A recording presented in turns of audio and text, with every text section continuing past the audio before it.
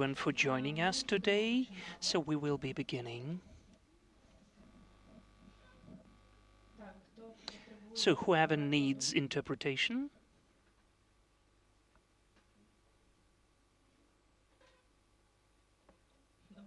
So it works? Good. So, hello everyone, my name is Oksana Rasulova. I'm the co-author of the research we'll be discussing today. The research has been done by the Media Initiative for Human Rights, and it has the name of Leadership Crime, who has been prosecuted in Ukraine for the crime of aggression since 2018 till now. At this presentation, we'll be discussing these points with the co-author and the expert of this research, Anna Rossamachina, who is the head of the War and Justice Department at the Media Initiative for Human Rights. And also we are joined by Alexander Zus, head of the Division for Cooperation with Intergovernmental, Governmental and Non-Governmental Organizations of the so-called Department of War for the Office of the Prosecutor General. Hello. And how shall we organize the presentation today? For the beginning, we'll tell you how we have been working on this topic, what we paid attention to, and after that, we'll also have a session of Q&A. So if you have any interesting points to raise, don't be shy and clarify whatever you'd like to get to know about.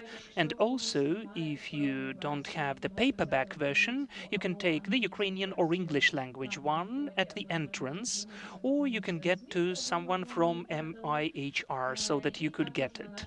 And also at our website, we already have the e-version of this research, so you can disseminate it in this format as well. So, mostly, MIHR is analyzing war crimes and the cases on war crimes.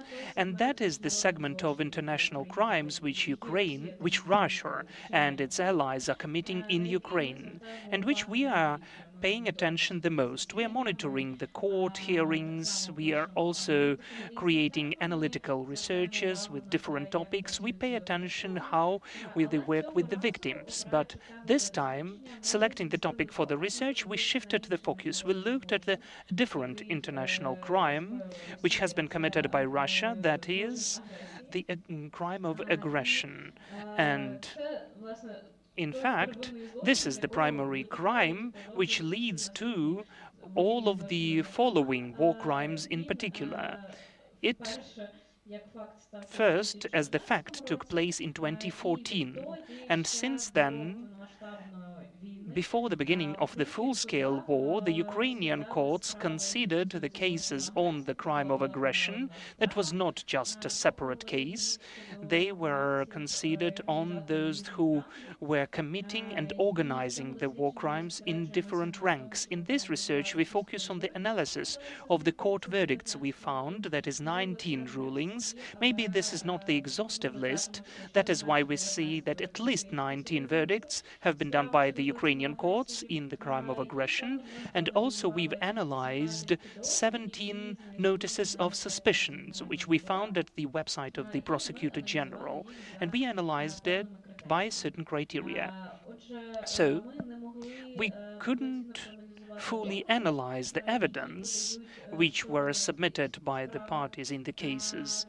That is why we focused on the analysis of the main and first criterion, according to our opinion, whether the subject of the crime is compliant with the level of the crime of aggression. And we paid attention to several points, analyzing the person of each and every who got the notice of suspicion or who used to be already as getting the one who got the ruling in the court process. So we paid attention to the position, to the source of influence, to the sphere and the object of influence, the type of the participation in the aggression, the nature, the scale, and the autonomous behavior in the influence, and also whether this person could take the decision, in fact, to be the decision-making maker, and also the capacities of resources, of using resources, the level of the vertical in the hierarchy, whether those were the political or military ones. The compliance of the subjects of crime by this approach of the Supreme Court will explain you later what that means, and the compliance with the international standards. So, Anna, the first question goes to you. We just in Well, the two criteria which I listed in the end, whether the subject of the crime is compliant with the criteria defined by the Supreme Court of Ukraine, the approach of the Supreme Court, and the international standards. Could you please tell more? What's the difference? How does how are the international standards and Ukrainian legislation considering the the crime of aggression, and what's the difference if it exists? Thank you, and also thank you for everybody to everybody who came here. So, yes, there is the matter of principle between the approaches at the national and international levels. Let me tell you a couple of well-known facts. The only case of taking to liability for the crime of aggression which is known to the humanity at the international level is the well-known Tokyo and Nuremberg tribunals. Later, there have been several attempts to take people to responsibility, to liability, in particular Saddam Hussein, by the outcome of the war in Iraq, but this was not led to, it was not leading to the in fact, the ruling. So now, as of now, the person who is responsible for the crime of aggression is something totally non-existent, because more than 80 years passed since the last precedent. And when we began to research this topic, we understood that Ukraine, which is systematically creating the practice at the national level of taking to liability for the crime of aggression, is Ukraine is the first in the world. It's not the exaggeration. We haven't ever found a single national practice, though we were searching for it. And unfortunately, in this war, we are often the first in the world in this issue as well. So, as for the difference in the perception of this crime at the international and national levels, for the first time, the crime of aggression was specifically defined as the crime which the person can take responsibility for was defined in the Rome Statute. But again, as everybody knew, not instantly after it was adopted, but in more than 20 years. In 2018, this crime has been codified. The Rome Statute defines aggression, the subject of aggression, as the person who is influencing on the resources and actions of the state, that is, managing them directly. According to the Rome Statute, the ones who are accused in the crime of aggression are the person of the high level. That is, a very limited number of people who are taking the highest positions in the military and political management of the country. This is the logics of the Rome Statute. And the same approach has been adopted in the statute of the Special Tribunal on the crime of aggression in Ukraine. That is a very elitist crime, as elitist as it can be by the perception of those two institutions. In spite of that, in the Criminal Code of Ukraine of 2003, we had a different framework of the crime of aggression, which is as broad as possible. That is, the person who is committing, well, I don't remember the specific definition, but still, I cannot quote it. So the person who is committing aggression, and in the criminal code, we don't have any restrictions on the level of this person. So the gap between the national and international framework is rather huge. By the way, in all of the criminal codes of other countries which have codified the crime of aggression before 2018, they use this broad definition because the international standard of the Rome Statute emerged and appeared later. So we researched what is done by our national law enforcement system with that. We have the category of the cases before 2022, the category of cases on the crime of aggression, where the people were taken to liability, and after that milestone. Those cases are not numerous. 19 rulings before 2022, 5 rulings after 2022. But in spite of the small number, we were able to thoroughly analyze and to see the difference in the practice of these two types of practices before the full-scale invasion and after it took place. And also, we should mention that our legal system has made a successful attempt to narrow down the circle of potential subjects of crime of aggression. We mean the ruling of the Supreme Court of Ukraine of 2024. I don't remember the number and the date. All of that can be found in the research. So in this ruling, the Supreme Court tried to limit the subjects, because the perpetrators, because by the criminal codes, even any usual private soldier who is on the territory of Ukraine can be liable. So the Supreme Court said that the subject of the aggression can be the person who has the resources and is directly influencing the actions of the state. I can read it out loud because I have the page. Yes, if you found it. So if we look at Article 437, that is planning, preparation, or the incitement of the aggressive war, the war conflict, and the participation in these actions, the aggressive war or aggressive war actions. That is what we can see in the basic article of 438. If we look at the ruling of the Chamber of the Supreme Court on the 28th of February 2024, then in point 45, we already have more specific criteria. That is, the crime of aggression can be committed by the person who, thanks to his or her authorities and the social position, is capable for the efficient control over the political or military actions, is managing these actions, and substantially influencing the political, military, financial, informational processes in its state or beyond it, and is managing certain spheres of political or military actions. So that is more focused. And now I will have a little question to Anna to clarify. You've mentioned about the difference between how we perceive the national legislation, which is basing upon the Nuremberg model, and the ones which after 2018 took place and codified this type of crime when we had the new model working. What's the difference of these models if we look at the national legislation of other countries? So this is the difference, in fact, that the countries which took the compiled model are specifically narrowing down the number of subjects of this crime of aggression, the ones who are managing and influencing the actions of the state. But the Nuremberg model, the subject of the crime of aggression, is the one who does not define the policy of the state, but has the resource to implement and to use the decisions on the aggression and to implement aggression in life, if I may say so. The decision about the aggression, which was taken by the highest rank persons. That's in a nutshell, however it may seem messy to you.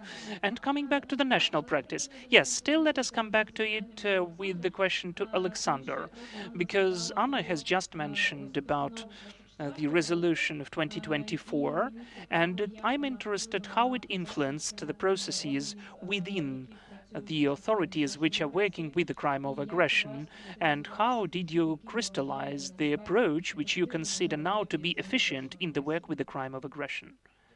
Thank you for the question. Thank you for the invitation and for the opportunity to be here.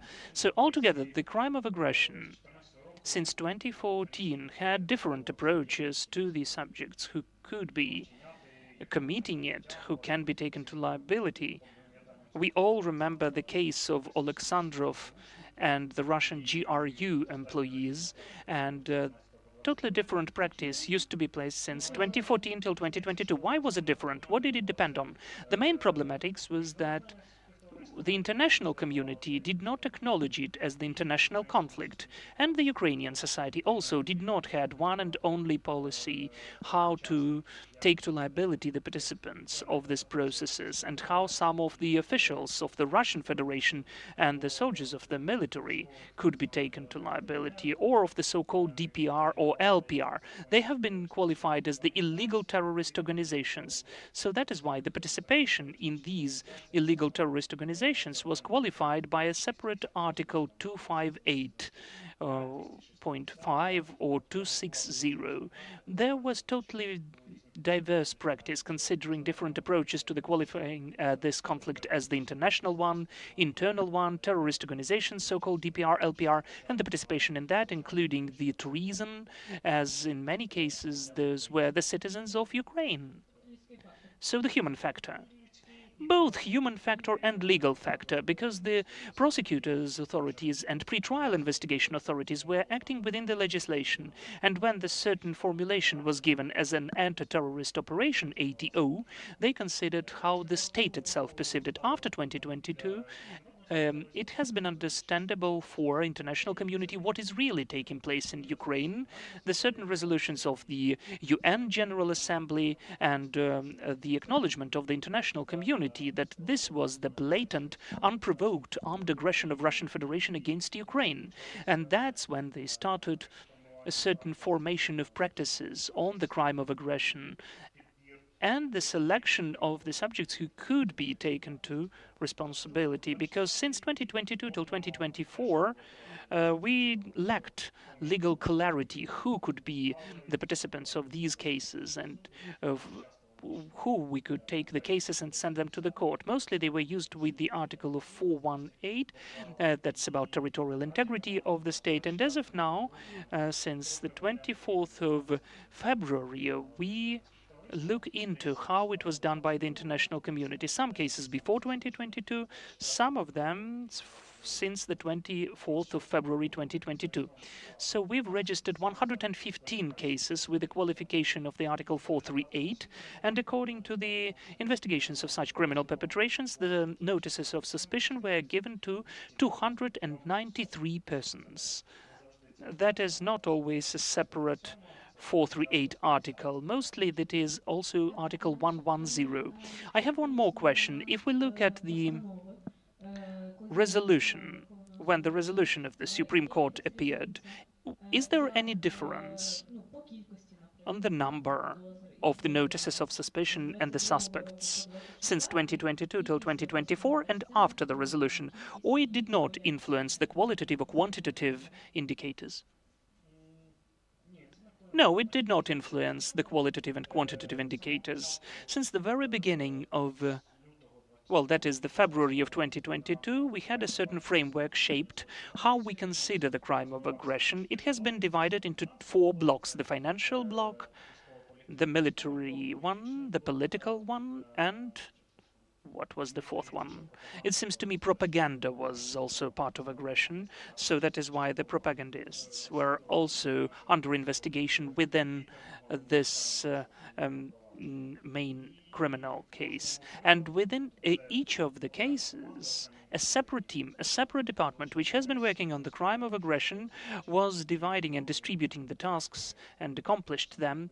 And Ms. Nabiulina or the ministers of transport, of economy, or other structures of Russian Federation, the military, and also the representatives of Russian Orthodox Church even.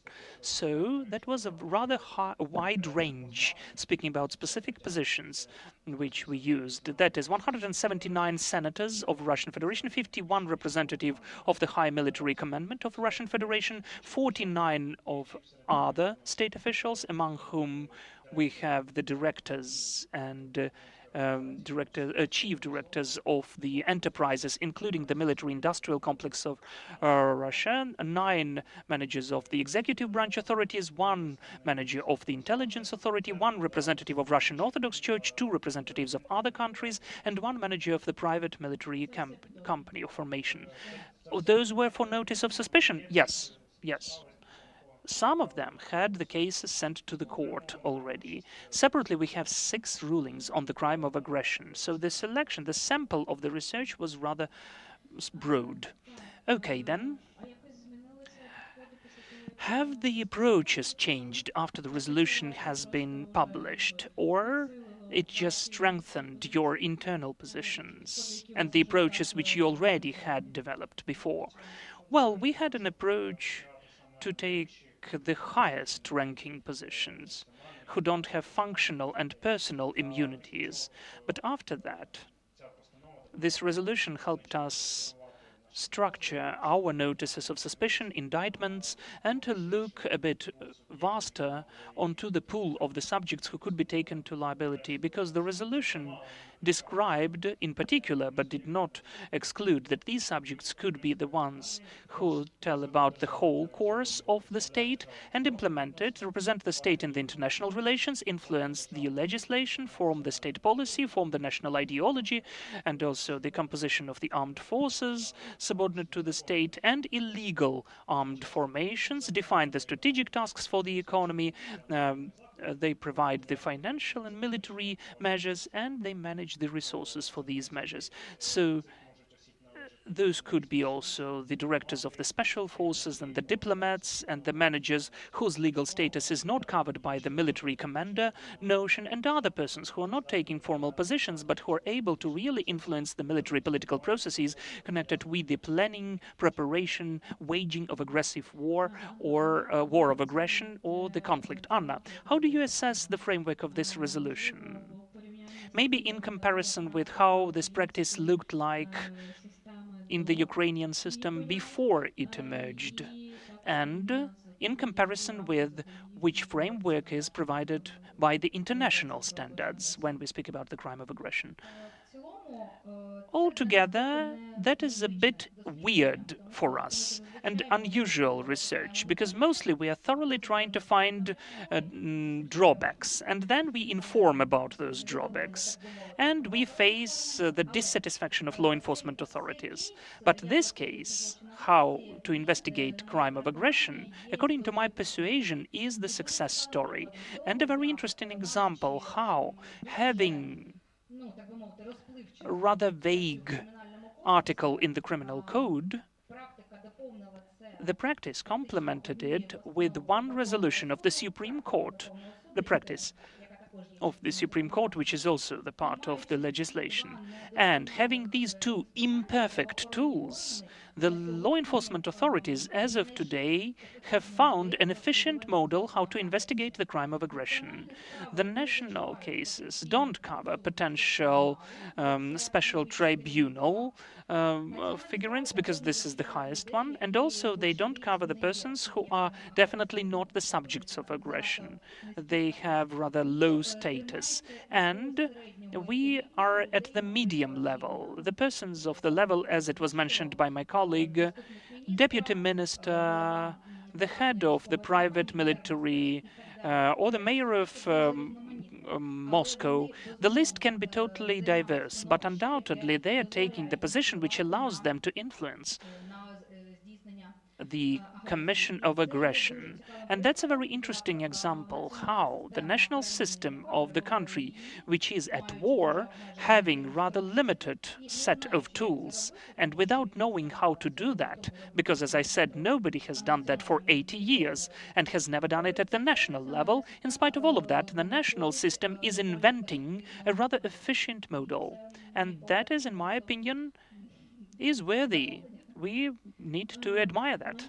So I have the question whether in all of the analyzed cases, the law enforcement authorities have properly defined the subject of the crime of aggression. According to our opinion, all of the subjects of the analyzed notices of suspicion, because we did not analyze all of them, but the subjects of all of the notice of suspicion after 2024, after the resolution of the Supreme Court, are compliant with the criteria of the subject defined by the national legislation. Simultaneously, as for before 2024, no. Before that, many of them are not compliant with the criteria, like Yegorov Alexandrov and other subjects who had already acquittal. But as for the before the resolution of the Supreme Court, they are compliant with the national framework because it's limitless. But after the resolution of the Supreme Court, they are compliant with the framework by the Supreme Court. But the majority of the subjects are not compliant to the criteria of the Rome Statute, and it's okay. Well, that's what I wanted to ask you about. If you open the research at any page, at any notice of suspicion or case, closer to every suspect, there will be a very short list how it coincides with the criteria which we defined, the scale of influence, the level of autonomous behavior. And everywhere, if we look at the cases after 2024, like the case of Alexander Kornev, who in 2025 got the notice of suspicion, whether he is the subject by the approach of the Supreme Court, yes, but the compliance to the international standard is low. So that is what will be frequently mentioned for everyone who we analyzed. So I have the question to Anna. Isn't it an issue? Because it looks not that well. It's compliant with the Ukrainian standards, but not with the international ones. Does it create an issue, or it's okay? It's a reasonable question. Thank you for that.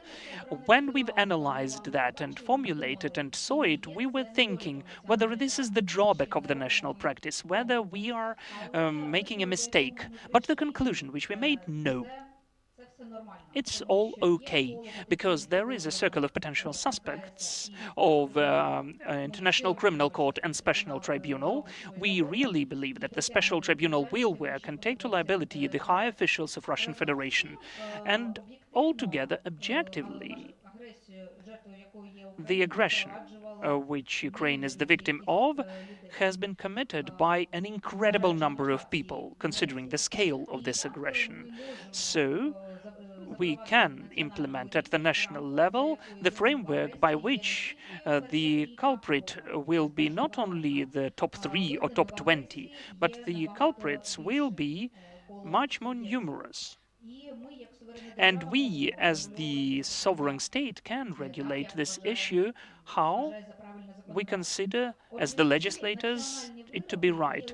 So these national rulings are legitimate. They are compliant with the national legislation. They are not appealed in the international institutions, and they will not be. So we think that the international cases, in particular the potential verdicts of special tribunal, are complementing each other. They are not intersecting, but if we combine them, not now, but in many years, when these processes are over, when we combine this practice together, we will see the common picture, the helicopter view of those who are the culprits and who committed aggression against Ukraine. So we consider it to be okay. Alexander, I have the question to you as well about this framework, because Anna mentioned that it is broader in comparison with international standards. So how low is the threshold behind which the person would not be compliant with the criteria of the subject of crime of aggression? And what is the beginning level defining the suspects? Could you name some examples? We need to distribute the civil sector and the military sector. As for the military, the commanders of the armies, because they are efficiently working on this aggression. As for civilians, it can be different, because even without taking official positions, the persons can be substantially influencing the aggression. They are crowdfunding, funding the army, they are providing support in any other way, they try to find resources for the army. So this is the lowest level is the manager of some state enterprise, like the manager of Kamaz enterprise, who is introducing his investment into the aggression, which witnesses that the war is becoming globalized and that there are numerous actors in each of the countries which are influencing the waging of efficient combats. And in Russia, moreover, because many enterprises are working for the military-industrial sector, and they are working on the aggression as much as they can, then I have the question, can a person from theoretically lower rank, can he or she have more influence than it is done in the papers? And what do you do in such cases? Theoretically, it may take place, because in each of the cases, thanks to the cooperation with ICC, besides certain legal framework and a certain position taken and the authorities which belong to it, there is a certain informal influence, and we can see it frequently looking at the example of the Russian army, where even without having authorities, the persons are still influencing these or those decisions. They can produce decisions, they can help implement them, they can impact the decisions of the positions of different level, like advisors of the president of Russian Federation. They have the limited pool of authorities, however, their influence is much broader than it is foreseen by their positions. How do you assess, will it be more complicated to prove that they are to blame for that? Well, it will be hard because rather frequently we don't have access to some documents. If we take the previous tribunals where they researched the crime of aggression and took to liability for that, the winning countries had access to documents and they could regulate the legal framework of the authorities of this or that person, and they could focus the attention what is written in the obligations of this or that position. Now we don't have access to these documents, but rather frequently what's helping is that they need to report about all of their actions, the subordinates and others. They have to get to the public space because this war is one of the most documented ones. So commenting the actions of Russia and its armed forces, they confirm the commission of these or those crimes. They are witnessing and stating which were the conditions and why and by whose claim they committed the crimes, because it's a whole network.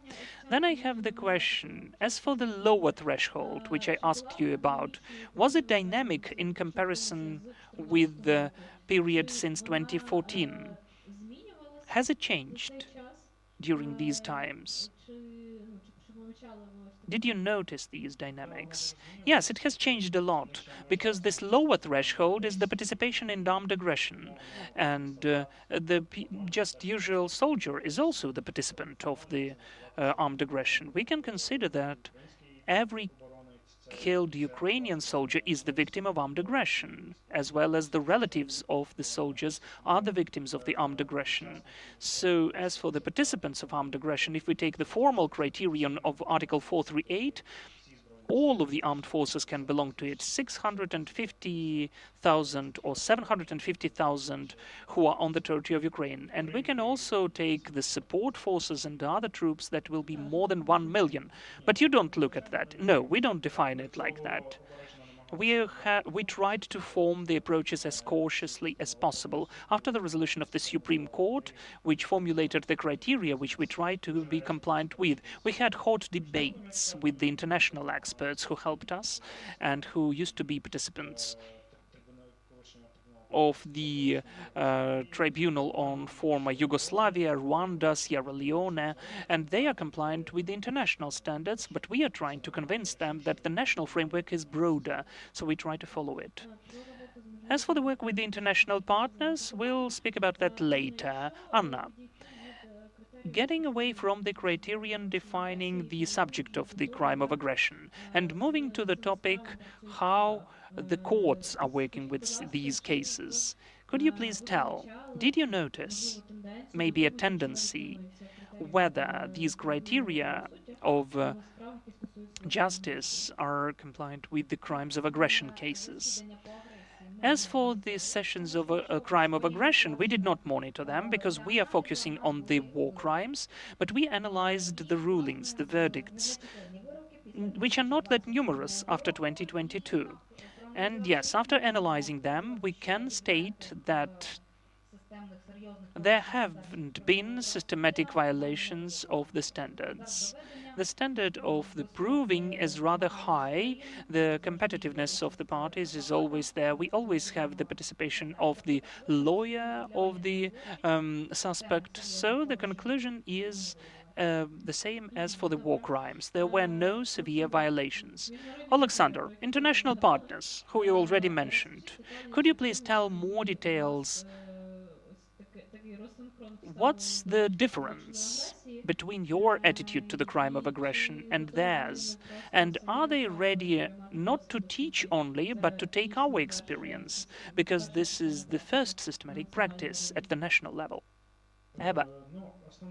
Well, the main point and the main part of the debates is the leadership element and the ability to efficiently influence the policy of the state in aggression. According to the opinion of the international partners, these persons can be about 5 or 10, 15 max. But we already have taken to liability about 293 persons. And as for 107 of them, the cases are in the court. We have only 6 verdicts, but in the majority of cases, this is the high indicator, considering that this is a very complicated and a new type of crime for the judges and for the prosecutors, so they need time to shape this national practice.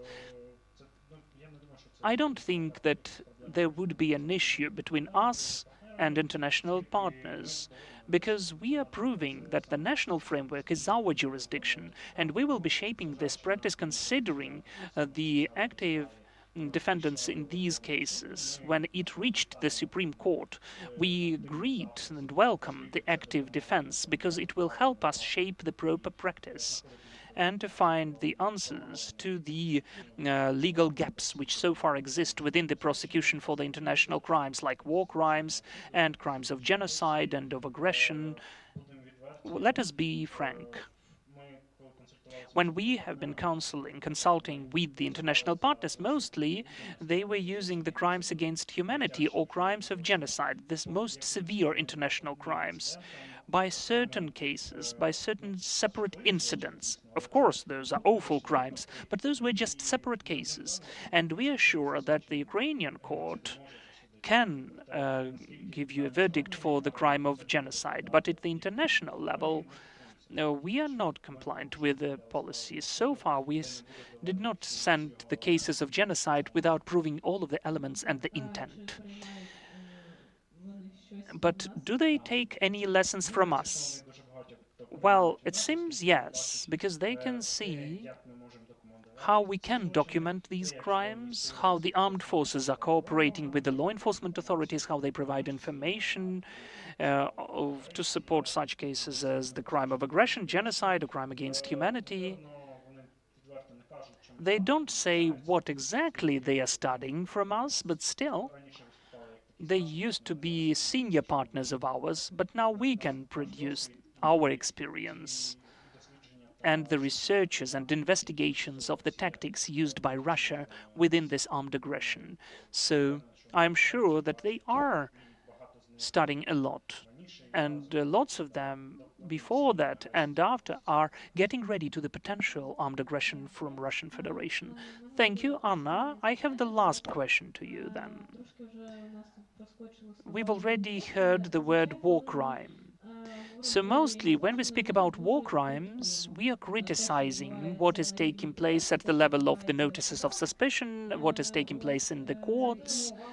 We emphasize on the drawbacks. Okay, let it be like that. And here we have a different situation. Seems this is the international crime as well, the Ukrainian system, but still it looks so far not that bad. So I have the question, what's the secret of this? How does it take place that we have such a contrast, such a difference? First of all, we have not that many cases on aggression in comparison with the cases of war crimes. Secondly, I would say this is the visibility of participation. When we speak about, I don't know, murders or deprivation of freedom at the occupied areas committed by the Russian military, we have a very limited number of potential evidence. That is the statement of the victim, maybe when he or she recognizes by photo. If we are lucky, then forensic expertise, but mostly we don't have them. But speaking about aggression, there's always highest position rankings. They have the managing decisions. This is the administrative vertical which we can see and monitor. The visibility of the crime is much higher. Thank you. Thank you, Anna. Thank you, Alexander. Thank you that you've joined us here today. And now we begin the time for the Q&A session. So if you've got any questions, please raise your hand and you'll get the mic. Yes. Thank you so much for the super cool work, the Center of Civil Freedoms, Alexandra Romantsova. I'd like to ask you whether there are any cases which started before 2022, but after 2022 they became wider or broader, or some of the accusations were added, like this active aggressive phase added the specter of indictments. Yes, we have such cases. They are rather numerous, and rather frequently we can see that the person took part and prepared the armed aggression since 2017, 2018, and he or she took part in the armed aggression. That is added as separate separate elements of the offense.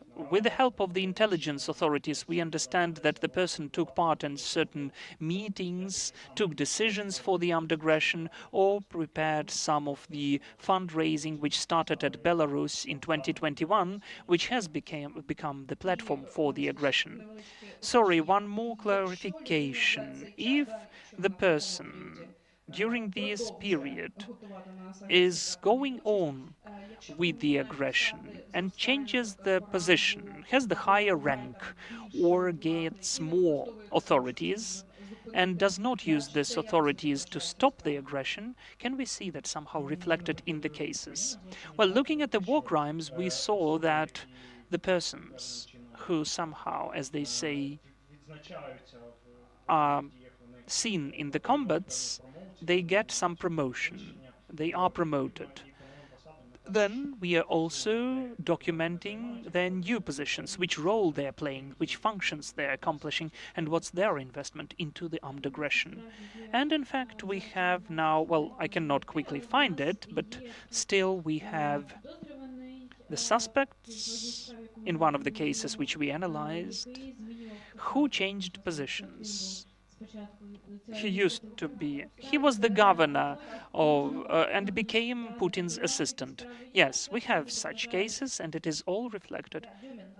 Alexei Dumin, yes, he, for instance. And also, we have the cases where we add sometimes indictments or charges by other provisions or articles. If the crime of aggression is the main charging article, then there is the case. Then for some separate shelling, we also added the charge for the war crime as well in the same case. Thank you for the question. Anna, would you like to add anything? No. Any other questions, maybe?